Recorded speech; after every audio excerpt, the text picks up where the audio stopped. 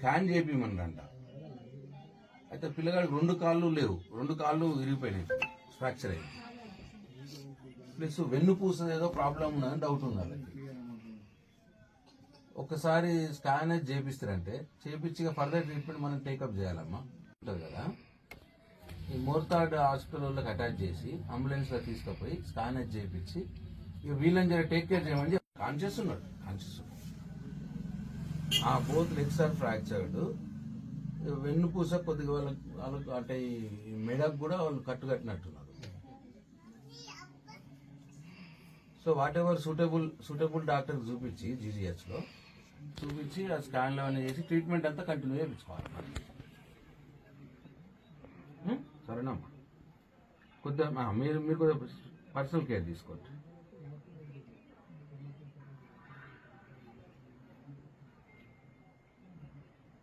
అట్లా ఒక మెడికల్ ఆఫీసర్కి అటాచ్ చేస్తారంటే రెగ్యులర్ వాళ్ళని విజిట్ కూడా చేయమనాలి ఇక్కడికి. అట్లా ఆ బాబు అయితే ఏంటంటే ఇక్కడ ఇప్పుడు మీకు ఒక ఆధార్ కార్డు పంపించానండి, ఫోన్లో పంపించిన. ఆ రిష్వత్ అనే పిల్లగాడు బిక్నూర్ గురుకుల్ స్కూల్లో చదువుకుంటాడు, కాలేజీలో, గురుకుల్ కాలేజ్.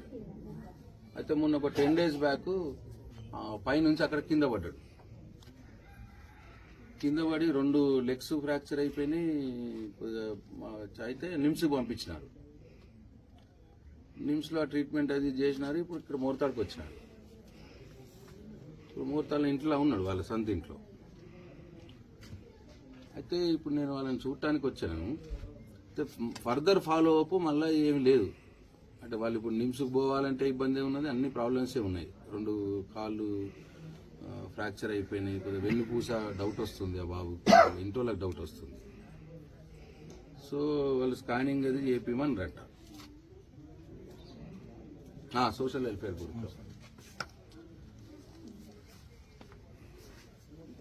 అయితే నేనేం సజెస్ట్ చేస్తున్నా అంటే, ఇక వాళ్ళు ఏం చేస్తారు, వాళ్ళు ఇప్పుడు సరే వాళ్ళు ఏం చేయగలుగుతారో ఒకసారి మాట్లాడుండ్రి. మనం చేయగలిగేది ఏంటంటే, ఇక్కడ మోర్తాడ్ హాస్పిటల్ డాక్టర్ ఉంటాడు కదా, ఒక డాక్టర్కి బాబుని అటాచ్ చేయింది. అటాచ్ చేయించి ఆ డిఎంహెచ్ఓకి డైరెక్షన్ ఇచ్చి ఒక అంబులెన్స్ ఇచ్చి మన నిజామాబాద్ జీజీఎస్కి పంపించి అక్కడ స్కానింగ్ ఫర్దర్ ఆ డాక్టర్స్ ఎవరైతే స్పెషలిస్ట్ ఉంటారో వాళ్ళకి చూపియండి. ఆ బాబుని చూపించి ఫర్దర్ ట్రీట్మెంట్ అంతా మనం టేక్ కేర్ చేద్దామని. మోర్తాడ్ పిఎస్సి నుంచి నిజామాబాద్ జీజీహెచ్కు లింక్ పెట్టించి డిఎంహెచ్ఓ గారిని బాధ్యుల్ని చేసి ఫర్దర్ ట్రీట్మెంట్ అంతా మనమే చేయించుకోవాలి, ఇంక్లూడింగ్ మెడిసిన్స్ అరేంజ్ చేయండి. వాళ్ళ మన దగ్గరనే మెడిసిన్స్ ఉంటాయి కదా, మెడిసిన్స్ కూడా అరేంజ్ చేయించి వాళ్ళకి ఏం ఖర్చు కాకుండా చూడండి. ఈ పోయటం రావడం కూడా వాళ్ళకి ఇబ్బంది. పేదవాళ్ళు, ఎస్సీ కమ్యూనిటీ, గవర్నమెంట్ వెహికల్స్ తోటి అరేంజ్ చేయించుకొని, నేను ఆ డిఎంహెచ్ వారికి కూడా చెప్పాను నేను. కానీ మీరు if you monitor it then it will be very easy to them. Thank you so much. Thank you.